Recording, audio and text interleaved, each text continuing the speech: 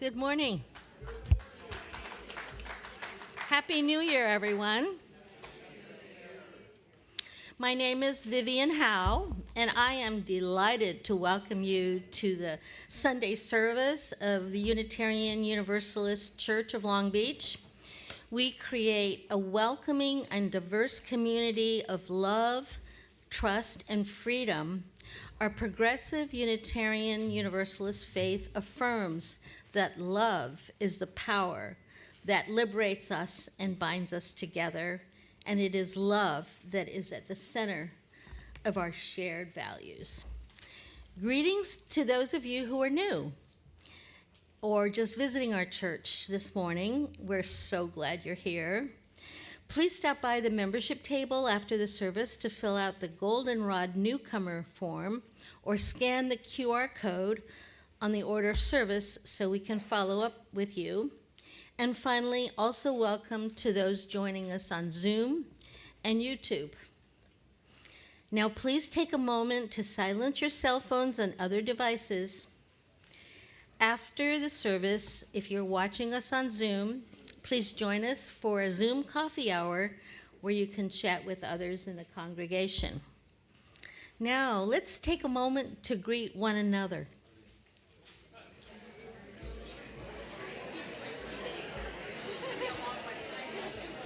It's going to be a long service.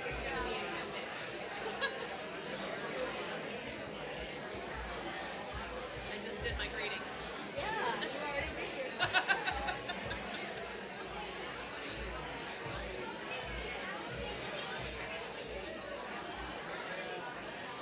Few kids today. Good. Just trying to look for Nicole. I know she's here somewhere. I think sure she should be coming. Good morning. How you doing? Good. Happy New Year.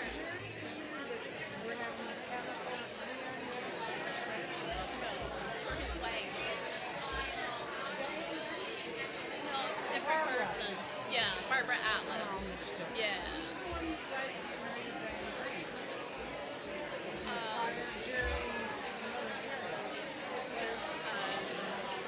Wasn't Jerry. Gary. Gary.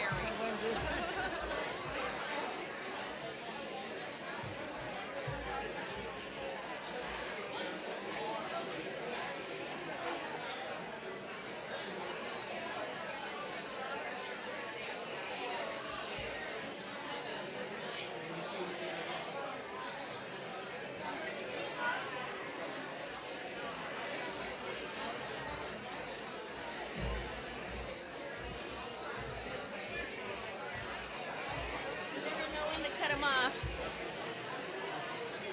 How many minutes does she usually do? Like 5?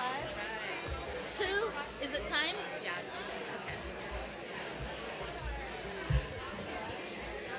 All right, you have 30 seconds to finish greeting.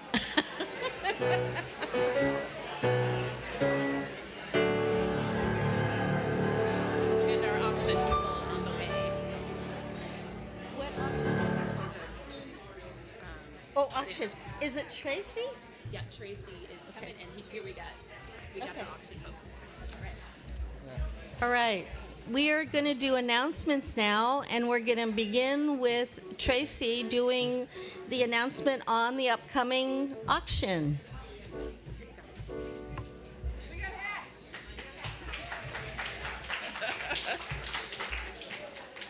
And I have guests. So, hi, I'm Tracy Geffort Seeley, and most of you should have gotten a postcard in the mail reminding you. If you did not, we have lots out there. Come out and get it.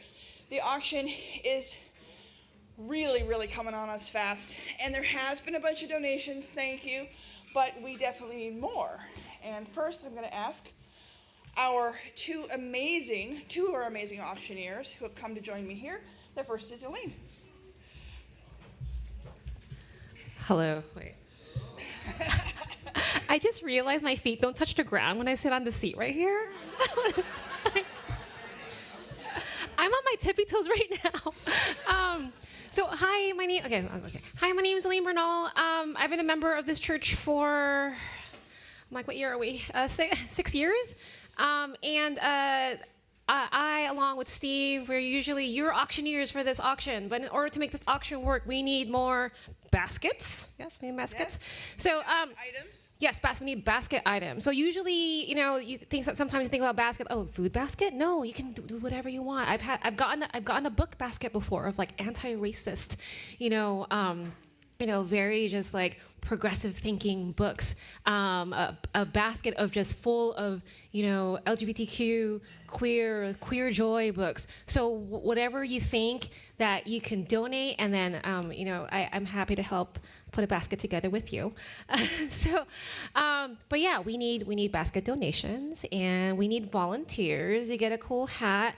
I can't promise a tiara. I was Mrs. Southern California, so this came along with the package. So anyway, I look forward to working with you. And wait, we have Mr. Artesia. Hold on. That's because I'm from Artesia. I didn't win any contests. But Tracy told me that if we do well today and there's any local haberdashers out there, we are open for haberdashery promotion. We are put the word out. Oh, right, time. It's an awesome thing. There's dinner, there's food, there's good. Oh, there's food. The food is the good part. So come on out. We have a wonderful time.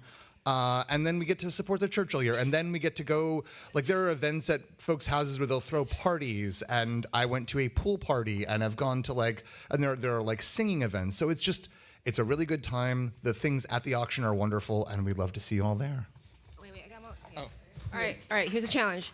For every volunteer, for every basket, I will have one chemistry joke. For every volunteer. I will have them ready, but you need to sign up soon and bring your donation so I know how many jokes to bring. Thank you. Thank you.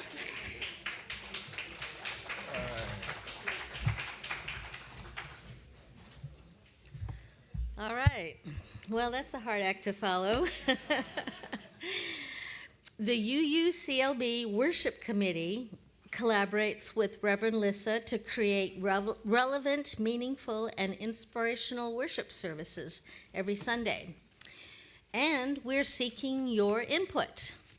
If you have suggestions on worship services, ideas for speakers or topics, feedback on recent services, good or bad, we want to hear from you.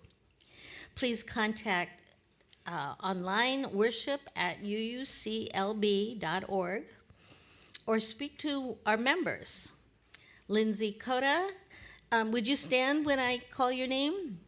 Bill Sieve, Pauline McMahon, Piba Nee, Frederick Rose, he's already standing, or me, Vivian Howe. And Reverend Lissa is going to make another announcement. Great. Welcome back, everyone, or welcome back to me. It's great to see everyone, and Happy New Year. Really glad to be back. I wanted to ask if we could put up the slide for the MLK event. Yes.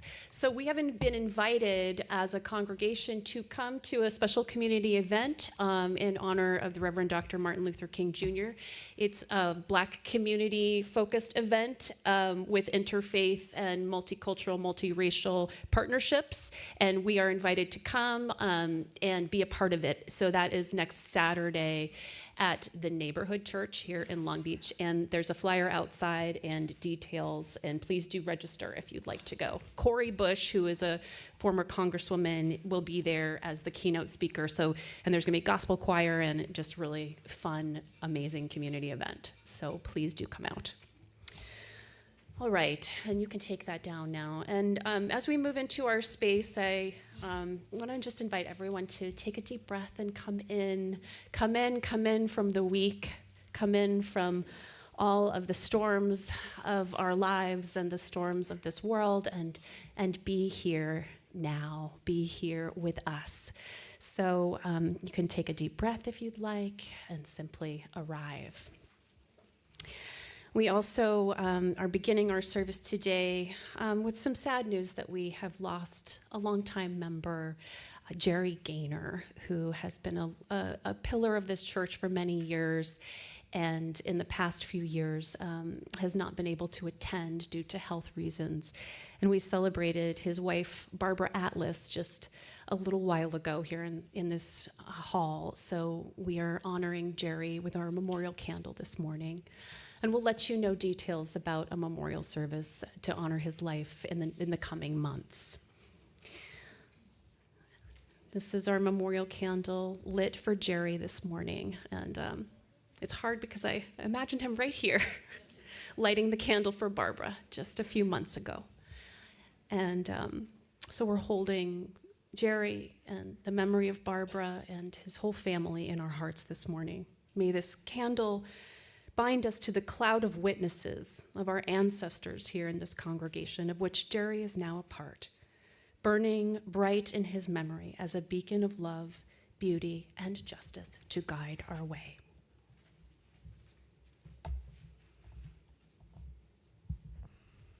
Our chalice lighting words today are entitled Our Shared Hope for the World by Pat Uribe Lichty. The chalice we light today is a symbol of our faith. It binds us together as one people.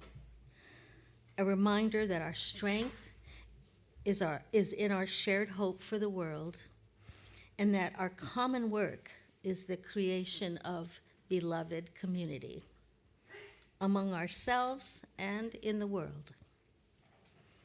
Now we'll sing hymn 1053, How Could Anyone? Good morning. Please rise in body or in spirit and join me in singing.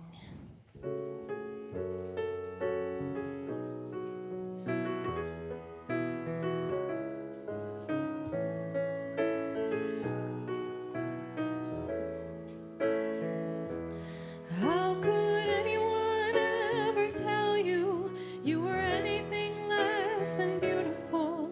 How could anyone ever tell you you were less than whole? How could anyone fail to notice that your loving is a miracle? How deeply you're connected to my soul. How could anyone ever tell you you were anything less than beautiful? How could anyone ever tell you you were less than whole? How could anyone fail to notice that your loving is a miracle?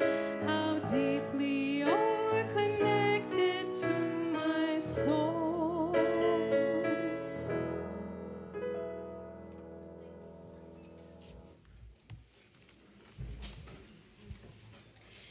Good morning, everyone. My name is Amy Pabone, and I'm the Director of Religious Education here. I'm so happy to welcome all of our families to the service today and to start RE in the new year. Today, all of our parents and guardians will check their children and youth during service using the QR code on the screen, if we could get the slides for that. As a reminder, following RE today, we'll be holding an RE parent and guardian orientation in the lounge from 11:30 to 12:30. This orientation will cover important information, policies, and program updates. Immediately following the orientation from 12:30 to 1:30, we will hold a RE volunteer training. Volunteers are encouraged to arrive a little bit earlier, around 11:30, so that they can meet our families as they come in for the orientation. During the training, we will review the RE schedule, policies and procedures, and the RE safety protocols. If you've ever been interested in volunteering with RE, we invite you to stop by and just learn a little more. You don't have to commit anything, just learn a little bit more about what RE has to offer and how you can volunteer. Today, during Time for All Ages, we'll be reading We Are the Builders by Deepa Iyer, and I will be joined by one of our RE volunteers, Nicole Eastley, who will help read the story. So Nicole, if you're out there, feel free to come join us up here. Deepa Iyer is a strategist, lawyer, and racial justice advocate who created a way of understanding social change that helps people see how we can work together and support one another. Rev Lissa and I actually had the chance to hear her speak at last year's General Assembly, and it was inspiring to see how her work helps people find their place in building a more just and loving world. This story teaches us that practicing resistance does not always mean doing something loud or big. Sometimes it looks like caring for others, standing up for what is fair, helping someone who is being left out, or using our gifts to make things better. The book shows children and adults that everyone has a role to play, and even a small action can help create change. So let's begin our story. So we are the builders. Welcome to our community day. Ready to find your role to play? My name is Ramla. I'm your guide. Follow me and stay by my side. So many grown-ups and kids are here. Everyone wants to volunteer. There's plenty to do in our town, help new friends, plant trees in the ground. The time is now. Let's all play a part, listen and learn what moves your heart. We are the builders. We form and forge, construct and fix, improve homes with nails and bricks. See those old desks, tables, and chairs? Good as new with some repairs. Who wants to join the builders? And please raise your hand if you think you're a builder. We are the caregivers. We comfort, console, soothe, and cheer. Care kits for all near and dear, acts of service and words that mend. How can I help my new friend? Who wants to join the caregivers? We are the frontline responders. We plan and protect, stay prepared, storms brewing, but don't be scared. Stock cans of soup, bags of fresh fruit, gather warm coats, gloves, and boots. Who wants to join the frontline responders? We are the disruptors. We declare, demand, demonstrate. Call for change. Don't hesitate. Raise our voices, banners, and beats. Meet the march out in the streets. Who wants to join the disruptors? A lot of disruptors out there. We are the weavers. We stitch, we braid, we intertwine. Common threads link hearts and minds. When people fight or disagree, find what connects you and me. Who wants to join the weavers? We are the healers. We renew, restore, and relieve. Tend to those who cry and grieve. Sometimes when the world is too much, we nurture with breath and touch. Who wants to join the healers? We are the storytellers. We sing, we dance, we create art, bring joy and love heart to heart. Vibrant murals preserve our past, histories cherished at last. Who wants to join the storytellers?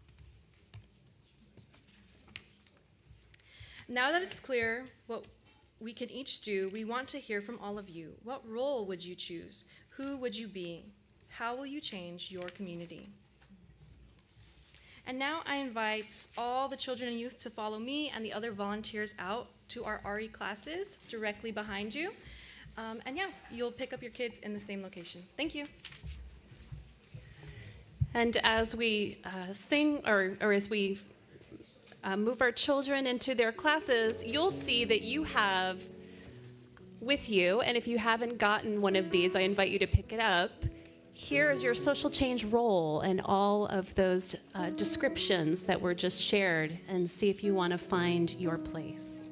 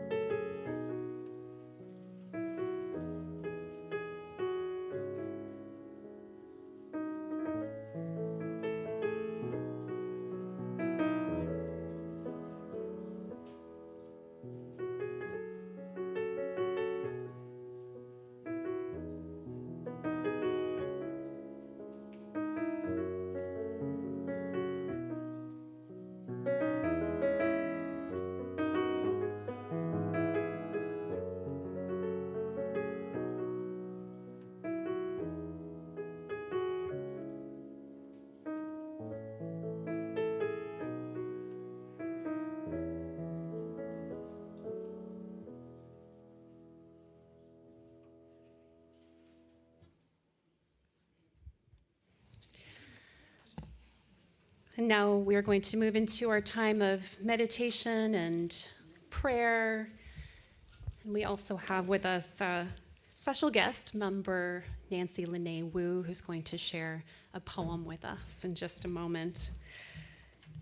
Before she does, I want to invite us all into just a time of some meditation. It's been a week in so many ways, and we're glad to arrive in this time and place.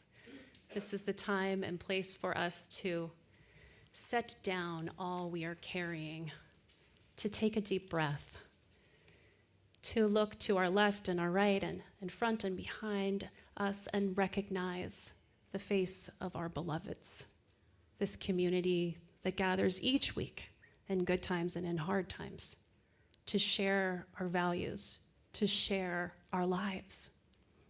And so let us breathe into this time and place to remember and honor each other's humanity, to remember and honor our own humanity. And I can hear someone's breath, and I love it. So let's breathe a little deeper. Really allow ourselves to inhale and exhale.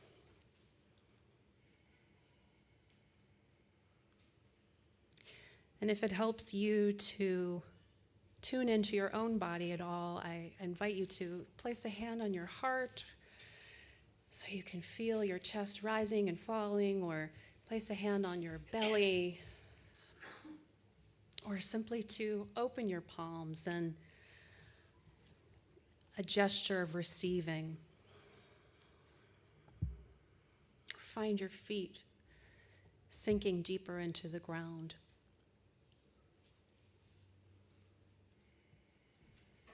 You are here in community, yearning for love and connection. You are resilient, you are vulnerable, you are creative, you are carrying pain. You are seeking rest and ease and belonging alongside of others, witnessing systems of cruelty, seeking justice. In this time of meditation, we reach for humanity within, among, and all around us. We seek the sacred within, the source of love at the center of our lives, the heart center where compassion dwells. Breathing in and out, we feel that heart center. Let us allow it to open and breathe into that space of tenderness. Feeling the love surrounding and supporting us.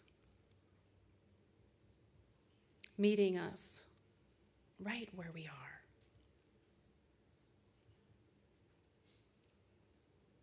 Breathing in peace, centering in this community of beloveds, where all of us belong and are cherished.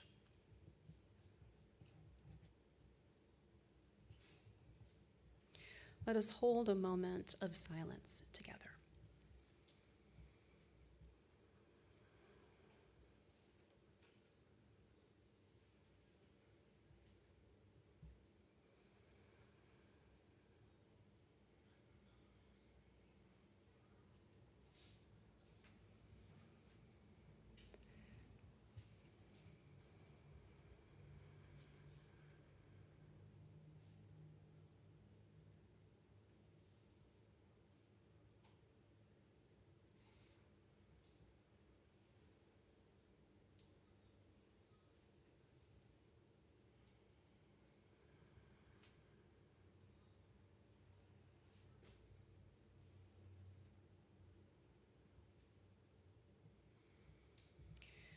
And with a few more deep breaths, I'm going to invite you to bring your awareness back into our room and this space.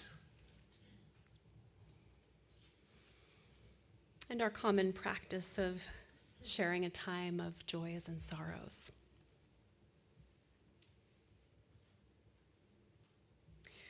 And I'm going to share just a little bit to set some context, and then invite Nancy Lene Wu to share her poem. So on Wednesday morning, my friend and colleague, the Reverend Ashley Horan, who is Vice President of Programs and Ministries for the UUA, our Unitarian Universalist Association, and an 11-year resident of South Minneapolis, received a series of early morning text messages on her early morning rapid response network. The text messages said that ICE was in her neighborhood. And she wasn't surprised, as ICE had been amping up its assault on her Somali refugee neighbors as well as her Latinx community neighbors. And so she readied herself and her family, getting her 2 daughters breakfast, feeding cats, and bundling everyone up in the freezing cold to go to school. After her kids were off at school, she got in the car to circle her neighborhood, as was her practice, to be on the lookout for ICE activity, but was soon called back to her block when news of an ICE-involved shooting came out on the text thread. Ashley then began live streaming the community response to a murder that had just occurred, 1 block from her home. We now know, of course, that this was the killing of Renee Nicole Good, who had similarly just dropped her child off at school with her wife and dog in the car, and then circled the block, as the text messages had suggested, in witness to ICE activity in their community. Since then, we know that communities all across the country have been coming together to express our outrage, our grief, and sadness at this senseless killing. We also know that the violent escalations by ICE have continued in Minneapolis and continue this morning. In high schools, in churches, and workplaces, door to door, and in the city streets. So this morning, in our time of prayer, we hold a space for our community to mourn, to grieve, to be outraged, and to hold space in memory for Renee Nicole Good. Renee was a mother, a poet, and a neighbor doing what any of us might do in a similar situation to defend our neighbors and our neighborhood.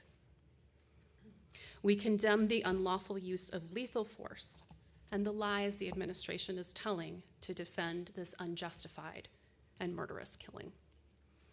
And we call for accountability and justice for Renee, and for ICE to immediately withdraw their occupation of Minneapolis and their war on Latinx and Somali communities. Coming together to share this message was a labor of love and hard, and I'm sure a lot of you this week have felt numb and angry and struggling to find the words. And in these times, like Amy shared in the book, we need the storytellers, the poets, to help us to imagine and have empathy in these impossible times. So I welcome Nancy Lene Wu to share a poem and a word with us.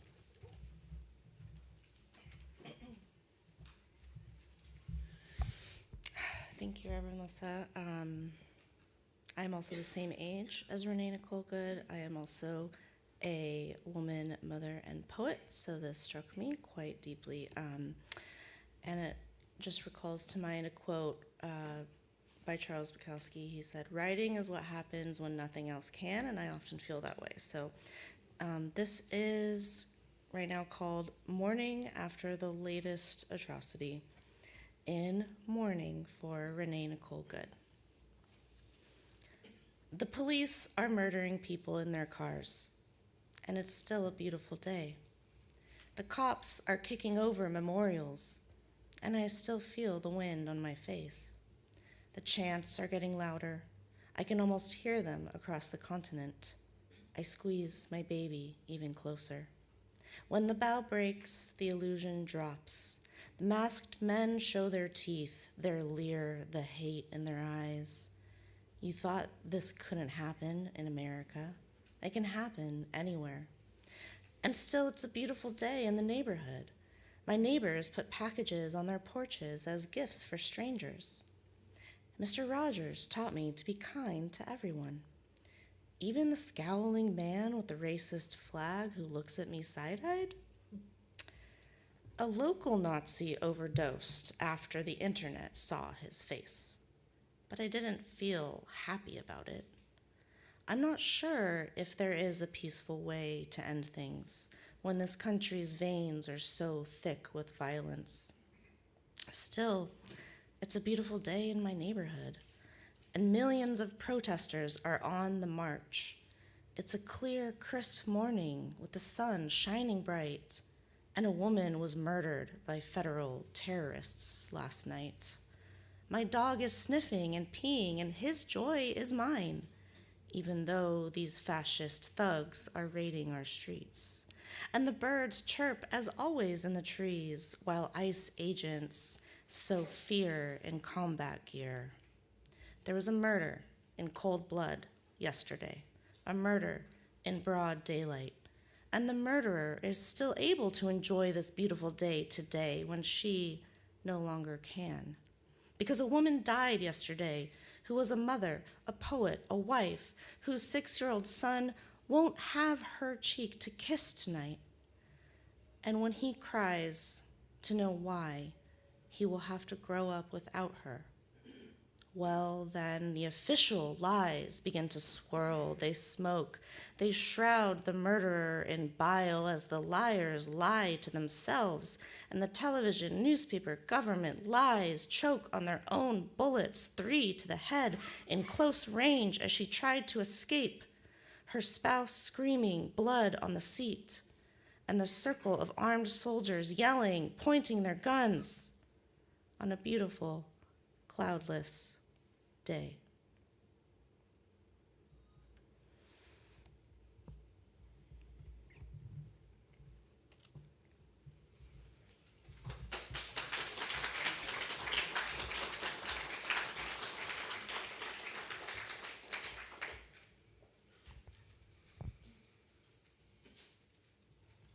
Thank you. I want to open space for others to share, and I'm going to close this part of our prayer and meditation time just reading the words of Becca Good, who was Renee Nicole Good's wife and spouse, and in the car, or in the incident when everything happened. Words for us to come back to. Renee lived by an overarching belief that there is kindness in the world, and we need to do everything we can to find where it resides and nurture it where it needs to grow. Renee was a Christian who knew that all religions teach the same essential truth.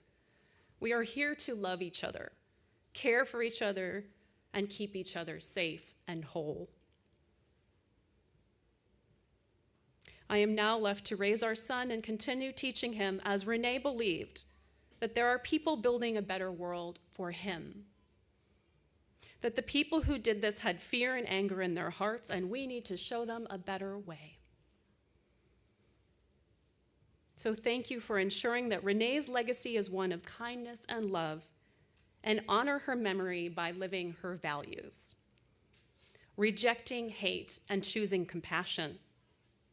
Turning away from fear and pursuing peace, refusing division, and knowing we must come together to build a world, well, where all must come home safe to the people we love. Amen.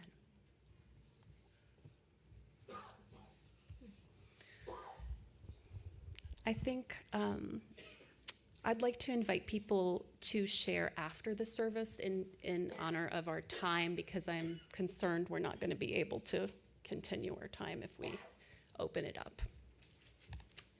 And I love everyone and want to hear what you have to say, and if you will join me after the service, I'd like to hold that space for you.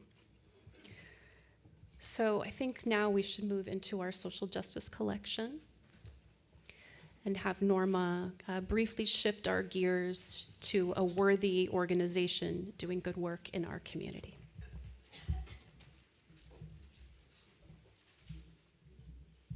Hi, my name is Norma, and In case you didn't know, on the second Sunday of the month, our congregation holds a collection for a local organization or group that supports our Unitarian Universalist social justice values and is worthy of your financial support. This month's collection recipient is East Yard Communities for Environmental Justice, or EYCEJ. They facilitate self-advocates in East and Southeast Los Angeles and Long Beach. They prepare community members to engage in decision-making processes that directly impact their health and quality of life, such as the port, the riverbank, just too much to name. You can look at their website. Through grassroots organizing and leadership building skills, they work to enable underrepresented communities to be heard and make real changes happen. Action is built on research-based information, workshops, and trainings to empower communities. They influence policy change, policymakers and agencies that can institute health protective environmental justice policies in the best interest of local, regional, and statewide residents. So of course, they're helping all of us. And I have their website listed in the program. If you're writing a check today, still make it out to UUCLB and just put Social Justice Collection in the memo. All cash collected today will go to the organization, or you could also use the QR code to donate through Tithely. Will the ushers please come forward? Thank you for your donations.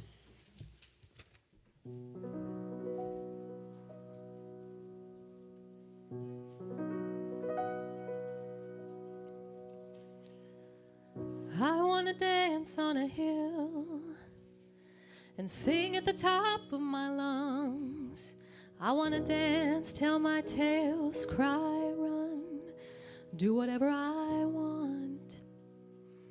I want to join the joy revolution. I boldly declare, for once in my life, I really don't care what anybody else thinks. Let them all judge. I'm gonna join the joy revolution. Come on, times are changing fast. Come on, let the good days last. Joy revolution. I want what I have. Surrender to the things that I don't understand. It's alright, it's alright, it's alright. I keep marching on. I'm gonna join the joy revolution. Come on, times are changing fast. Come on, let the good days last. Joy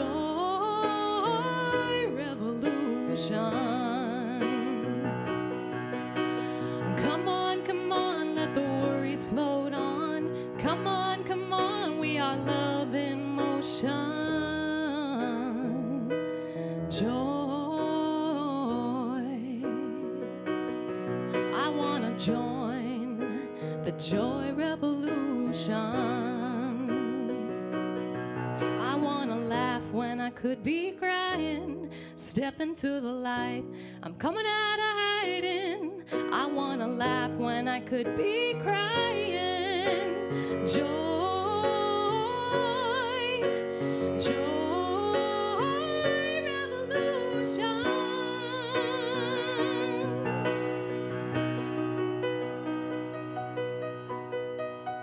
I wanna dance on a hill and sing at the top of my lungs. I wanna dance till my tails cry, do whatever I want. I wanna join the joy revolution.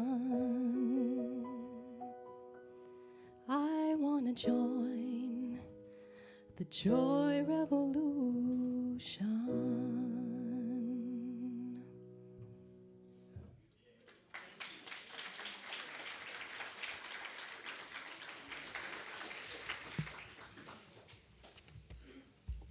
Yes, I really needed that.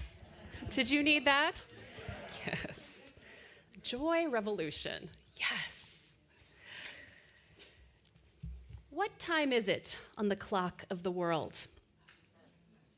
What time is it on the clock of the world? Anybody know that phrase? What time is it on the clock of the world? These were the words repeated by the Chinese American activist and philosopher Grace Lee Boggs at the start of every public gathering until she died at age 100 a little over 10 years ago. The question came from her 1974 book with her husband and co-conspirator Jimmy Boggs, Revolution and Evolution in the 20th Century, where they argued for the long-haul resilience of social change movements committed to liberation and justice. What time is it on the clock of the world? She wrote. What is time? Is it just a measurement of the distance traveled in the hands of a gigantic clock? How do we estimate time in terms of the evolution and development of humanity? We have said that when we come to the United States, we are at a different time, a time and stage in which human beings have never been before. Hence, we are confronted with different choices, different directions, different decisions, different opportunities from those in the past. What time is it in the clock of the world, she would say.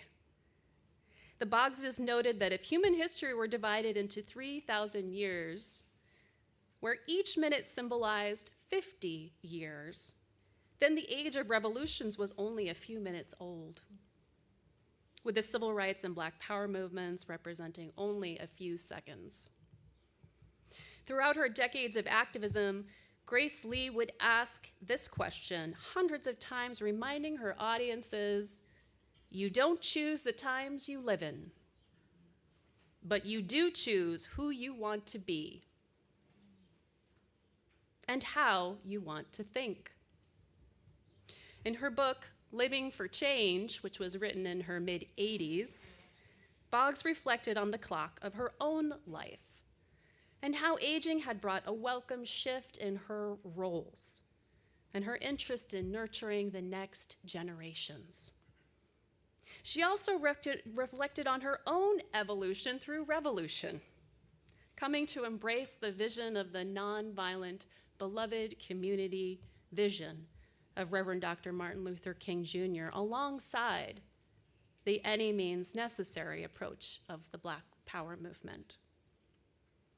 When she came to the end of her life, she implored others to follow her motto. As I think of my 100 years, I want my life to challenge people to think philosophically. I want people to ask themselves and each other, what time is it on the clock of the world? And so we ask ourselves this morning, weary and joyful too, heartbroken and still hopeful, 11 days into the new year. What time is it on the clock of 2026? In many ways, 2026 looks quite the same as 2025. Continuing the pattern of overlapping crises and disasters, regular mass shootings, and climate catastrophes, alongside economic distress, targeting and terrorizing of immigrant and transgender communities. But something has changed, hasn't it, in this last week? Something has shifted on the clock of the world. One that requires us to not just stop and pause, but to declare an alarm, to declare an emergency. We are right to notice that the time on the clock has sped up dramatically in these past 11 days as U.S. global aggression and new lines have been crossed. First, the invasion of Venezuela, the Trump administration showing their intent to rapidly expand their empire by force. And with the escalation of gun violence and physical assault by ICE agents against US citizens in Portland and Minneapolis, and yes, here in LA as well, lesser known, but Keith Porter was killed on New Year's Eve by an off-duty ICE agent in Northridge, just here in LA. And then, of course, the killing of Renee Nicole Good. The administration is showing their willingness to use force against immigrants as well as US citizens who exercise their constitutional right to protest and dissent. That key change on the clock seems to me to be the use of force. So that time on the clock requires us to circle our wagons, to take the necessary time to reflect and to clarify our values, our roles, and our communities. It requires us to deepen our relationships and build trust, to ask ourselves the hard questions and assess our willingness for risk-taking. And it requires us to clarify our commitment to nonviolent social change and our vision of a beloved community here in Long Beach and across the country. And so we need some new tools in our toolbox. As one of Grace Lee Boggs' disciples, lawyer and writer Deepa Iyer is a student of social change movements. And following Boggs' wisdom that movements are born of critical connections rather than critical mass, Iyer has been supporting movement efforts to meet the moment of past crises for 25 years, a history of which we should not forget.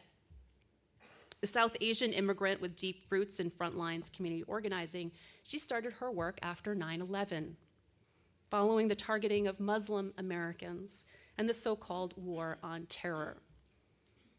And for the past 25 years, she's been a part of moments of crisis and long-term movement building for racial, economic, LGBTQ, and environmental justice.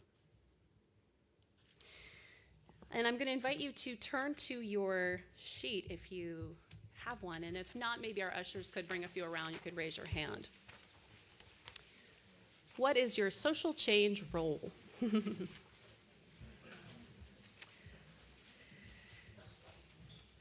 just going to invite you to have that handy. So we're going to do a little teach-in, minor teach-in. I think the times call for it.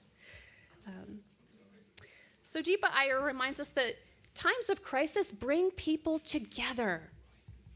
And people look to their communities to help them make meaning at time of crisis, to act from a place of shared values and to find places to make a difference. But overlapping crises can often cause the seesaw effect, where social justice-minded people like you and me find ourselves on a seesaw of outrage and numbness from the constant assault on rights, bodies, psyches, and livelihoods of people, as Deepa Iyer puts it. And I want us to listen to her words observing the state of social change movements at the first Trump administration. She said many of us are either directly affected or close to someone who is experiencing the administration's relentless attacks. Still, others of us are worn down, dissociated, and numb. It's not surprising, she said. During the first 2 years of the Trump presidency, people of conscience have been caught in a push-pull cycle that demands struggle at every turn. Because once we have evaded the disaster at one blockade, we had to confront a siege somewhere else. Sustaining high levels of outrage, constant vigilance, and short-term cycles of rapid response is unrealistic and unhealthy for us as individuals and community members, and as organizations and movements. At the same time, becoming numb, accepting what is happening as the new normal, it is not the new normal, or relying on spurts of self-care are not long-term options either. So her questions were, how do we get off the seesaw? Does anyone identify with that seesaw? Yeah, I certainly do. It was hard to get off the seesaw to come and preach this sermon, but I am here with you and offering this with you. How do we get off the seesaw? How can we practice principled actions under grim circumstances? So for Iyer, developing this social change ecosystem map was her answer, and still remains a model for individuals and communities to help ground us in times of great turmoil and crisis. And every year, the Unitarian Universalist Association comes out with a common read book. A common read for all of us to ground us in our practice, in our values, in our faith development. And so her book is this year's common read. And it's in the workbook form called Social Change Now, A Guide for Reflection and Connection. So everyone can pick this up, and it's actually a great New Year. Does anyone love like bubble journals at the New Year, where you're just like asking yourself questions and reflecting? This is a great tool for that, and it's packed full of really valuable reflection tools. And I'm going to share a few of those. So her ecosystem model that you have in your graphic has 3 components to it: ecosystem, values, and roles. First, she says social change is always done in the context of a community. You have lots of ecosystems in your lives, and some of them may be kind of baked in with your home community or your building, or your some people live at Leisure World or some sort of community neighborhood group. That's an ecosystem. Your school system, if you're a part of like a local democracy action group of some kind, or I know some folks are like affiliated with Democratic Socialists or some sort of political affiliation. Those are all ecosystems to do our work, right? Some of us, our workplace may be our ecosystems. Some of us may work at the university or an organization or nonprofit that they're doing social change work in.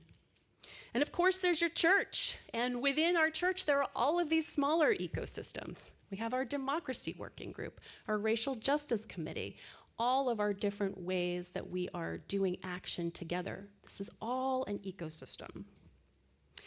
By her definition, an ecosystem is a community, a home, a place or a space where we feel a sense of belonging, familiarity, and alignment around values, goals, and strategies for the future, and where we emphasize the importance of cultivating, nurturing, and sustaining relationships. So your community isn't just a place where you do justice work, but you have friendships and connections and relationships, or you want to nurture those. And our ecosystems are then grounded in our values. And sometimes, so this is the second part of the map, is our values. And she asks everyone to individually and collectively clarify values. What is most important to me? What is at the center of my vision for the world and my own personal practice of social change? It could be that you're a parent and you value creating a better world for your children. Safety, belonging. It could be that you are, someone who has a caregiving responsibility and you need health care for all. That is a value that you have, is health care for all, health and well-being. So sometimes we inherit ecosystems through our culture or our religious groups, and sometimes we find alignment in new groups like a religious community or a working group of some kind or another. Regardless, all ecosystems have values, whether they are explicit or implied. And if you don't know what ecosystem values your particular group has, it's worth clarifying as well. What is my working group really centered in? What are the practices that really ground my working group, my ecosystem, my community? Here at the Unitarian Universalist Church, we recently went through a denominational process of values clarification, which was really interesting. Thousands of people talking about what it means to be a Unitarian Universalist and what values we espouse as a church. And you often hear us talking about love at the center. So if we had this graphic, we would put love at the center. What does it mean to value love? Quite simply, that we are called to love one another, our neighbor, our community, and our planet. And that love is radically inclusive. It's transformative and justice-seeking for all of humanity and no exceptions. And that love guides our congregation and organizes our social justice work. And in the tradition of Gandhi and Dr. Martin Luther King Jr., love leads us to a commitment to nonviolence, that we do not harm one another, we do not kill one another, and that we use, in Gandhi's words, soul force, a moral and values-based advocacy for transformation, justice, and liberation. So touching into that deep power of values in your own life and your own ecosystem, whether that's this church or another place, it's like this anchor, this deep well that you can dip into as a reserve for these times. And Deepa Iyer says, when we are able to connect with our values during times of confusion and overwhelm, we can use them as an anchor to guide our response. Alternatively, we can say that this isn't who I am, this isn't who we are. We indicate discomfort with questions, doubts, and an experience and a situation that undermines our core values and beliefs. And when we recognize that the lived experience of our reality does not match our values, then we are motivated to act, to align reality with our values. The last part of social change ecosystem is roles. And we've been talking about that a little bit today. That's the sheet that I have passed out to you. We all play different roles in our communities. I love hearing Grace Lee Boggs talk about all of the roles she was playing in her life up until age 100. At different times in our lives, we feel more called to play different roles. We may have been on the front lines for many years, and now we are more of a guide, or we are a storyteller. Some of us play more than one role. And we may be very good at one role, and people always say that you're the one who does this role whenever we are doing justice work. Sometimes you might feel like your gifts are calling you to play a different kind of role. Maybe you'd like to explore being a caregiver or a healer, as opposed to being on the front lines. And sometimes we need to really understand what the community needs more of to find out where we could play a role. Because sometimes maybe we are good at a lot of roles. We can play many, many different roles. But the community really requires and calls for us to be taking on a new role or a different role. So I urge you to take a look at this model and see where things are resonating for you, and recommitting to a role that you have played over time, if it's something that you are still playing and feeling connected to with your social justice work. And Deepa Iyer suggests the following steps if you haven't found a place for yourself. To begin with observation and really discovering what the ecosystem, the community, most needs from you. What does the community most need or require? And then connecting with people, asking people who have been a part of the community for longer what their motivations and values are, what roles they have played, what role you could play. And then to get clear about your role and ask for help, and volunteer to take on actions that are aligned with your role. And Deepa Iyer always talks about asking for permission. And I think this is important too, that you act with accountability.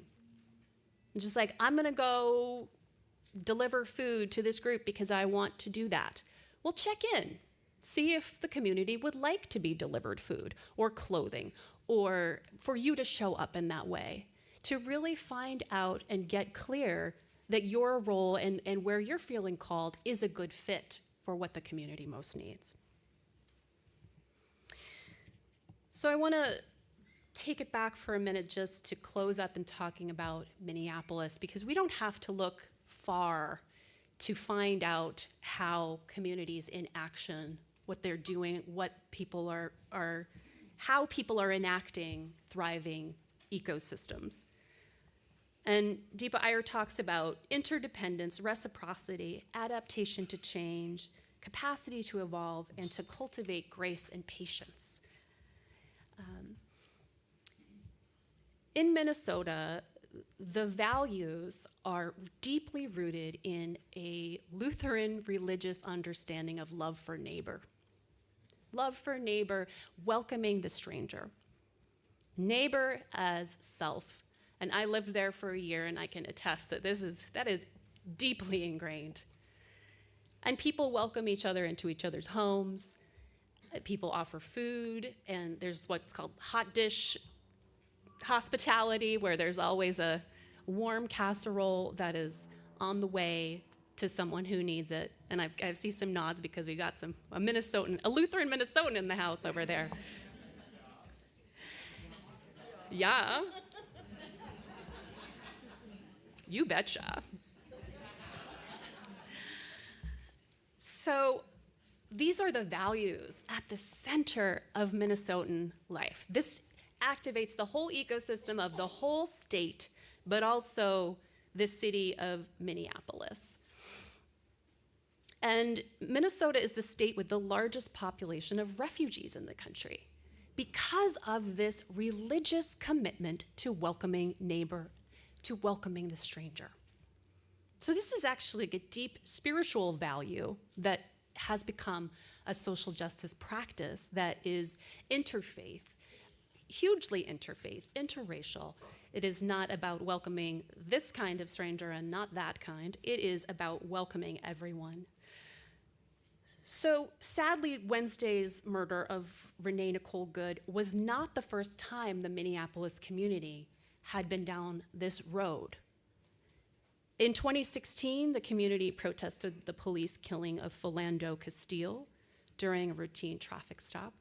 In 2020, the community protested the police murder of George Floyd just a mile away from this current killing for allegedly using a $20 counterfeit bill. And those were not isolated moments in history, but inspired movement shifts for solidarity and connection and inspiring action for systemic change. And so Wednesday, during the first full week of 2026, when those text messages came out, on the third day back from school break, the residents of South Minneapolis, only blocks from where George Floyd were killed, blew whistles, alerted their neighbors of ICE activity. They had a plan to be witnesses and to document, to physically use their bodies and cars and cameras to monitor, to block, to obstruct. They had a plan to direct funds for groceries and essentials to people who could not make it out. And that's what brought out Renee Nicole Good and her wife to those streets. And now, after tragedy has struck once again, the community continues to care for one another, showing up and witnessing. And we have our own work to do here in Long Beach, in our own communities, in our own ecosystems, wherever we find ourselves called. What time is it on the clock of the world? What time is it? It is time for us to find our people. And look around, they are right here in this room. To commit to actions we can sustain over time. It could be feeding people, making a garden, poetry, postcards, or protests. Any one of these ways you play a role may feel small, or that it's not enough. But we are here to say today that it is enough. You are enough. You are more than enough. And your power, your gifts, your voice is critically important. Your community needs you. Your country needs you. Together, our power is amplified. Our gifts are harmonized. Our voices are stronger. And we are democracy in action. We are revolution in evolution. None of us are immune from our current administration's wrath. And we need one another more than ever. So today, I hope you go feeling the love surrounding you. I know people have brought friends today, and I hope those friends feel the love surrounding you. That whether this is your first time or your 50th time, that this is a place where you can come, you belong, and we need you to act with us, to keep us safe. May you know that you are loved and you are not alone. Amen.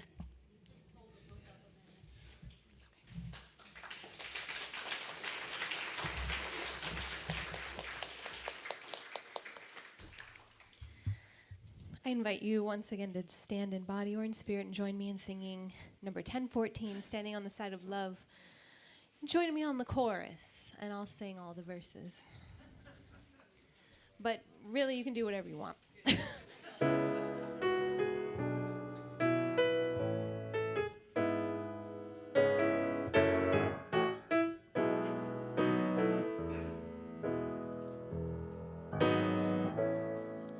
The promises of Spirit, faith, hope, and love abide. So every soul is blessed and made whole. The truth in our hearts is our guide. We are standing on the side of love. Hands joined together as hearts beat as one. Emboldened by faith, we dare to proclaim we are standing on the side of love. Sometimes we build a barrier to keep love tightly bound, corrupted by fear, unwilling to hear, denying the beauty we found. We are standing on the side of love. Hands joined together as hearts beat as one. Emboldened by faith, we dare to proclaim we are standing on the side of love. A bright new day is dawning when love will not divide. Reflections of grace in every embrace, fulfilling the vision divine. We are standing on the side of love. Hands joined together as hearts beat as one. Emboldened by faith, we dare to proclaim we are standing on the side of love. We are standing on the side of love.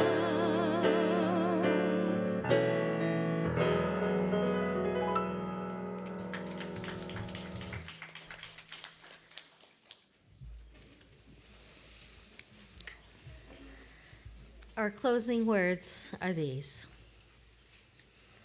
Thank you for attending our service today and for your presence and participation.